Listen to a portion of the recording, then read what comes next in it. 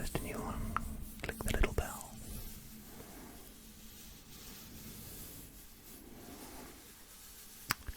But otherwise, without any further ado, let's get started. The house, from cellar to garret, the significance of the hut. À la porte de la maison qui vient de faire père, une porte ouverte en entrée, une porte fermée, une entrée. Le monde pas de l'autre côté de ma porte. Pierre Albert Bureau, les amusements naturels. At the door of the house, who will come knocking? An open door, we enter. A closed door, a den. The world pulse beats beyond my door. The house, quite obviously, is a privileged entity for a phenomenological study of the intimate values of inside space, provided, of course, that we take it in both its unity and its complexity, and endeavour to integrate all the special values in one fundamental value. For the house furnishes us dispersed images and a body of images at the same time. In both cases, I shall prove that imagination augments the values of reality. A sort of attraction for images concentrates them about the house, transcending our memories of all the houses in which we have found shelter, above and beyond all the houses we have dreamed we lived in. Can we isolate an intimate, concrete essence that would be a justification of the uncommon value of all of our images of protected intimacy? This, then, is the main problem.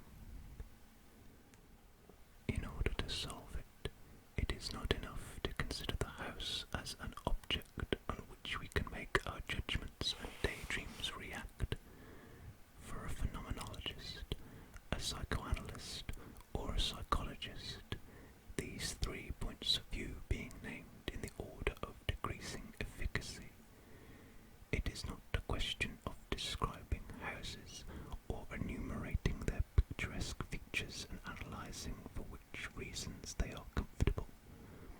On the contrary, we must go beyond the problems of description, whether this description be objective or subjective, that is, whether it give facts or impressions, in order to attain to the primary virtues, those that reveal an attachment that is native in some way to the primary function of inhabiting.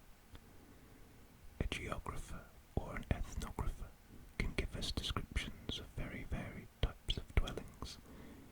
In each variety, the phenomenologist makes the effort needed to seize upon the germ of the essential, sure, immediate well-being it encloses. In every dwelling, even the richest, the first task of the phenomenologist is to find the original shell.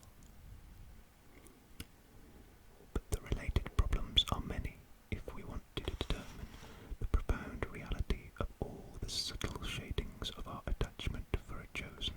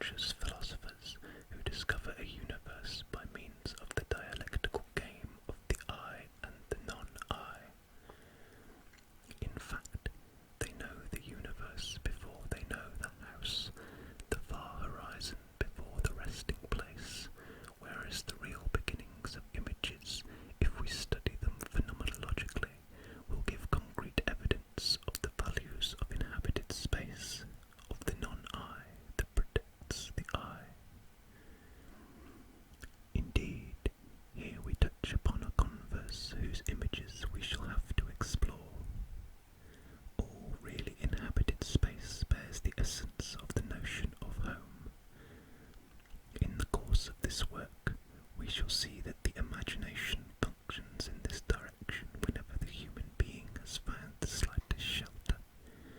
We shall see the imagination build walls of impalpable shadows, comfort itself with the illusion of protection, or, just the contrary, tremble behind thick walls, mistrust the staunchest ramparts. In short, in the most interminable of dialectics, the sheltered being gives perceptible limits to his shelter. He experiences the house in its reality and in its virtuality by means of thought and dreams. It is no longer in its positive aspects that the house is really lived, nor is it only in the passing hour that we recognise its benefits. An entire past comes to dwell in a new house. The old saying, "We bring our layers with us," has many variations, and the daydream deepens to the point where an immemorial domain opens up for the dreamer of a home beyond man's earliest memory. The house, like fire and water, will permit me, later in this work, to recall flashes of daydreams that illuminate the synthesis of immemorial and recollected. In this remote region, memory and imagination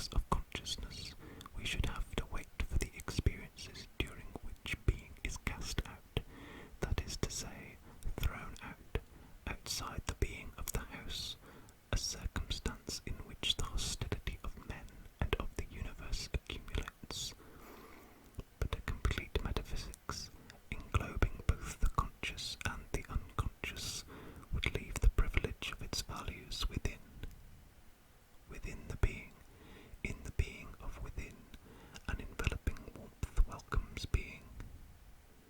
Being reigns in a sort of earthly paradise of matter, dissolved in the comforts of an adequate matter.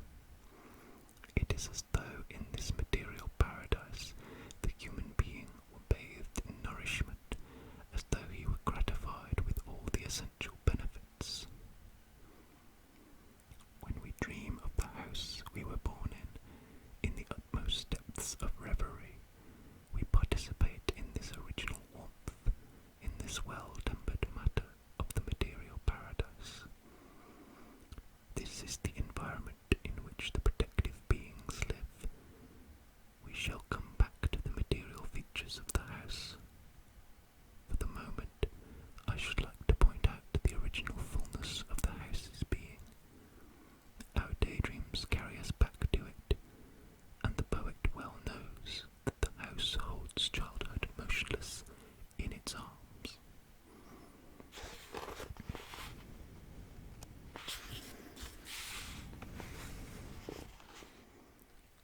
Maison, banc de prairie, aux lumières du soir, soudain vous acquérez presque une face humaine. Vous êtes près de nous, embrassant, embrassé. House, patch of meadow, oh evening light. Suddenly you acquire an almost human face. You are very near us, embracing and embraced. 2.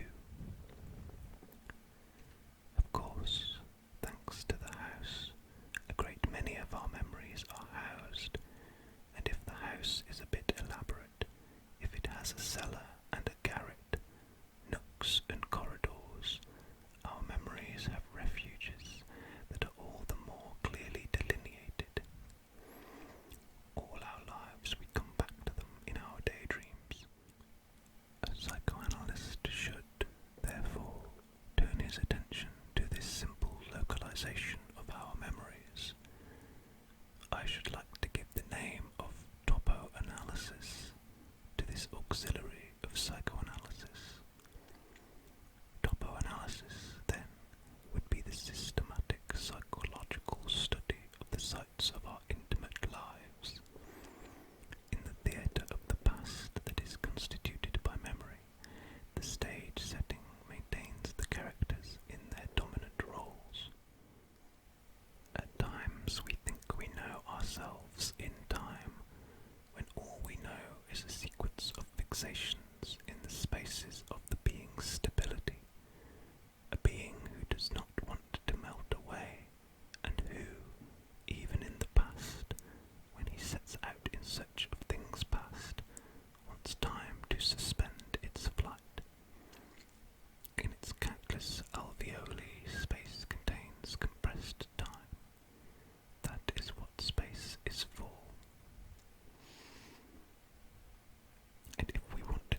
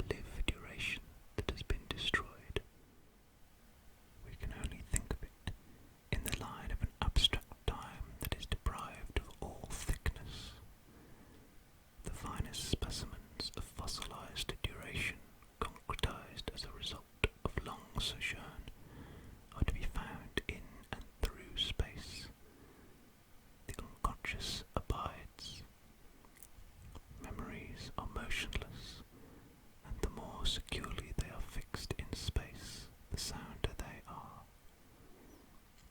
To localize a memory in time is merely a matter for the biographer, and only corresponds to a sort of external history, for external use, to be communicated to others.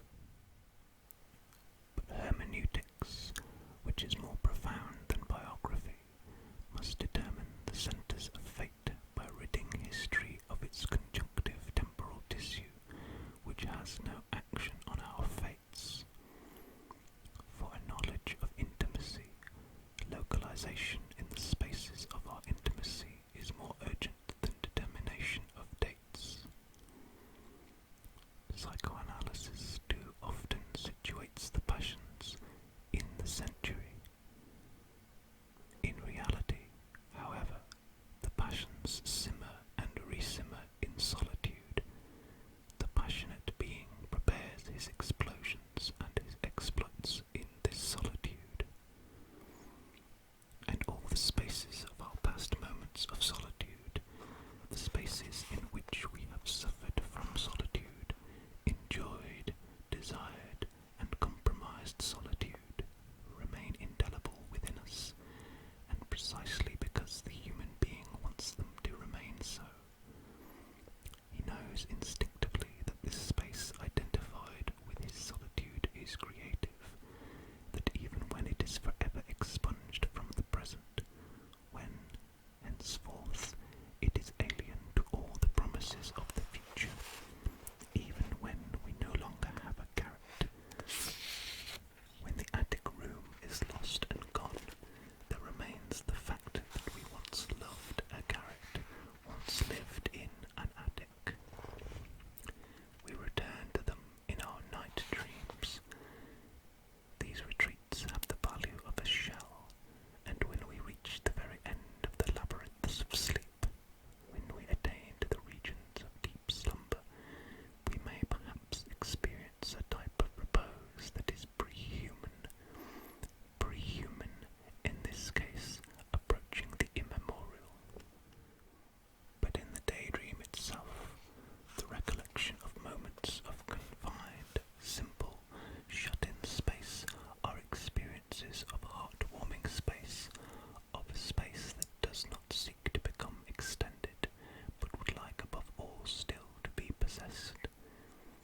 In the past, the attic may have seemed too small. It may have seemed cold in winter and hot in summer. Now, however, in memory recaptured through daydreams, it is hard to say through what syncretism the attic is at once small and large, warm and cool, always comforting. This being the case, we shall have to introduce a slight nuance at the very base of topoanalysis. I pointed out earlier that the unconscious is housed. It should be added that it is well and happily housed in the space of its happiness. The normal unconscious knows how to make itself at home everywhere, and psychoanalysis comes to the assistance of the ousted unconscious, of the unconscious that has been roughly or insidiously dislodged. But psychoanalysis sets the human being in motion rather than at rest.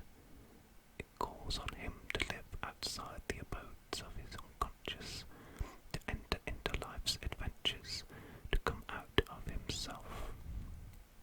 And naturally, its action is a salutary one, because we must also give an exterior destiny to the interior being. To accompany psychoanalysis in this salutary action, we should have to undertake a topoanalysis of all the space that has invited us to come out of ourselves. Emmenez-moi, chemin. Carry me along, O roads. Wrote Marceline Debord Valmore, recalling her native Flanders, Un Rousseau de l'Escape. And what a dynamic, handsome object is a path! How precise the familiar hill paths remain for our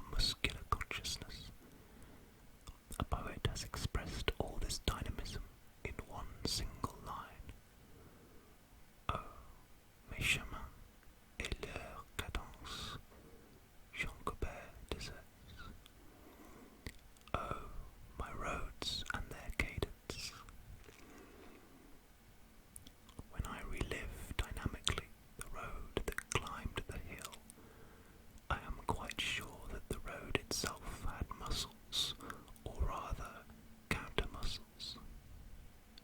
In my room in Paris, it is a good exercise for me to think of the road in this way. As I write this passage, I feel freed of my duty to take a walk. I am sure of having gone out of my house. And indeed we should find countless intermediaries between reality and symbols if we gave things all the movements they suggest. George Sand, dreaming beside a path of yellow sand, saw life flowing by. "What is more beautiful than a road?" she wrote. "It is the symbol and the image of an active, varied life." Each one of us, then, should speak of his roads, his crossroads, his roadside benches. Each one of us should make a surveyor's map of his lost fields and meadows. Thoreau said that he had the map of his fields engraved in his soul, and Jean Wall once wrote, "Le mouton disait, c'était moi que je l'ai." The frothing of the hedges I keep deep inside me. Thus we cover the universe with drawings we have lived. These drawings need not be exact. They need only be tonalized on the mode of our inner space. But what a book would have to be written to decide all these problems. Space calls for action, and before action, the imagination is at work. It mows and ploughs. We should have to speak of the benefits of all these imaginary actions. Psychoanalysis has made numerous observations on the subject of projective behavior, on the willingness of extroverted persons to exteriorize their intimate impressions. An exteriorist topoanalysis would perhaps give added precision to this projective behavior by defining our daydreams of objects. However, in this present work, I shall not be able to undertake, as should be done, the twofold imaginary, geometrical, and physical problem of extroversion and introversion. Moreover, I do not believe that these two branches of physics have the same psychic weight. My research is devoted to the domain of intimacy, to the domain in which psychic weight is dominant. I shall therefore put my trust in the power of attraction of all the domains of intimacy. There does not exist a real intimacy that is repellent. All the spaces of intimacy are designated by an attraction. Their being is well-being. In these conditions, topoanalysis bears the stamp of a topophilia, and shelters and rooms will be studied in the sense of this valorization. 4. These virtues of shelter are so simple, so deeply rooted in our unconscious, that they may be recaptured through mere mention rather than through minute description.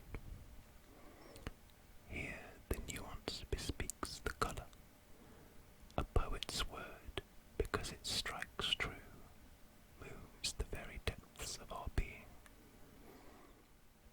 Over picturesqueness in a house can conceal its intimacy.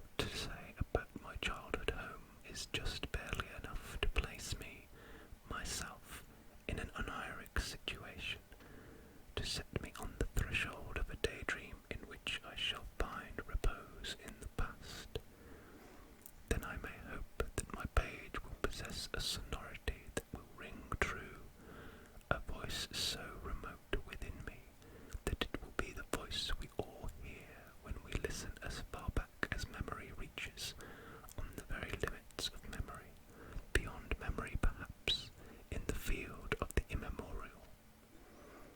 All we communicate to others is an orientation towards what is secret, without ever being able to tell the secret objectively. What is secret never has total objectivity. In this respect, we orient onirism, but we do not accomplish it. What would be the use, for instance, in giving the plan of the room that was really my room, in describing the little room at the end of the garret, in saying that from the window, across the indentations of the roofs, one could see a hill? I alone, in my memories of another century, can open the deep cupboard that still retains for me alone that unique odour, the odour of raisins drying on a wicker tray. The odour of raisins. It is an odour that is beyond description, one that it takes a lot of imagination to smell. But I've already said too much. If I said more, the reader, back in his own room, would not open that unique wardrobe with its unique smell, which is the signature of intimacy. Paradoxically, in order to suggest the values of intimacy, we have to induce in the reader a state of suspended reading. For it is not until his eyes have left the page that recollections of my room can become a threshold of onirism for him. And when it is a poet speaking, the reader's soul reverberates. It experiences the kind of reverberation that, as Minkowski has shown, gives the energy of an origin to being. It therefore makes sense from our standpoint of a philosophy of literature and poetry to say that we write a room, read a room, or read a house. Thus, very quickly, at the very first word, at the first poetic overture, the reader who is reading a room leaves off reading and starts to think of some place in his own past. You would like to tell everything about your room. You would like to interest the reader in yourself, whereas you have unlocked a door to daydreaming. The values of intimacy are so absorbing that the reader has ceased to read your room. He sees his own again. He is already far off, listening to the recollections of a father or a grandmother, of a mother or a servant, of the old faithful servant, in short, of the human being who dominates the corner of his most cherished memories. And the house of memories becomes psychologically complex. Associated with the nooks and corners of solitude are the bedroom and the living room in which the leading characters held sway. The house we were born in is an inhabited house. In it, the values of intimacy are scattered. They are not easily stabilized. They are subjected to dialectics. In how many tales of childhood, if tales of childhood were sincere, we should be told of a child that, lacking a room, went and sulked in his corner. But over and beyond our memories, the house we were born in is physically inscribed in us. It is a group of organic habits. After 20 years, in spite of all the other anonymous stairways, we would recapture the reflexes of the first stairway. We would not stumble on that rather high step. The house's entire being would open up, faithful to our own being. We would push the door that creaks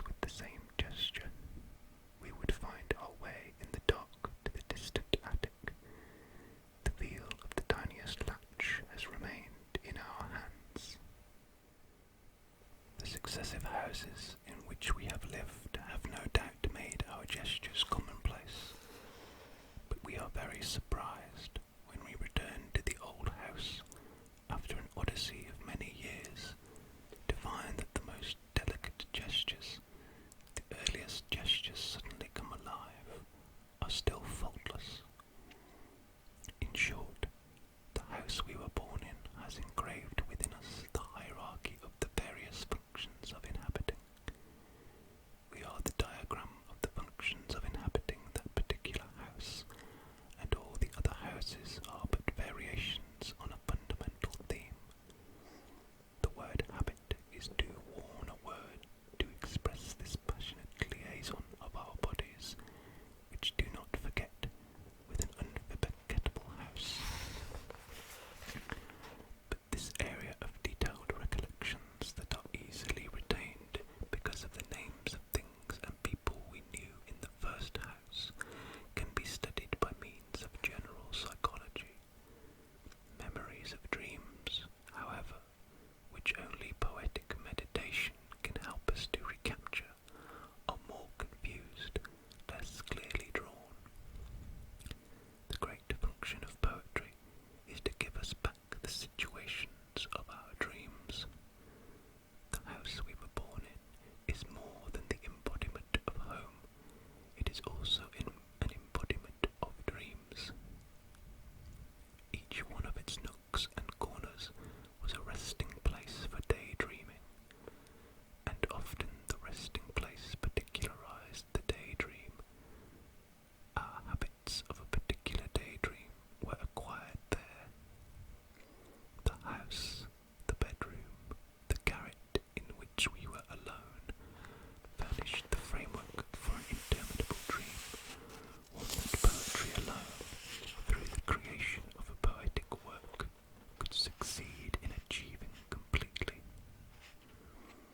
If we give their function of shelter for dreams to all of these places of retreat, we may say, as I pointed out in an earlier work, that there exists for each one of us an oniric house, a house of dream memory, that is lost in the shadow of a beyond of the real past. I called this oniric house the crypt of the house that we were born in.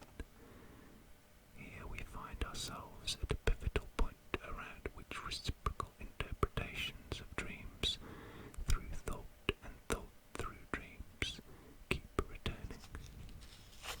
But the word interpretation hardens this about-face unduly. In point of fact, we are in the unity of image and memory, in the functional composite of imagination and memory. The positivity of psychological history and geography cannot serve as a touchstone for determining the real being of our childhood, for childhood is certainly greater than reality.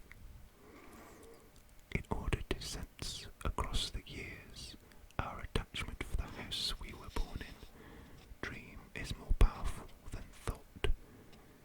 It is our unconscious force that crystallizes our remotest memories.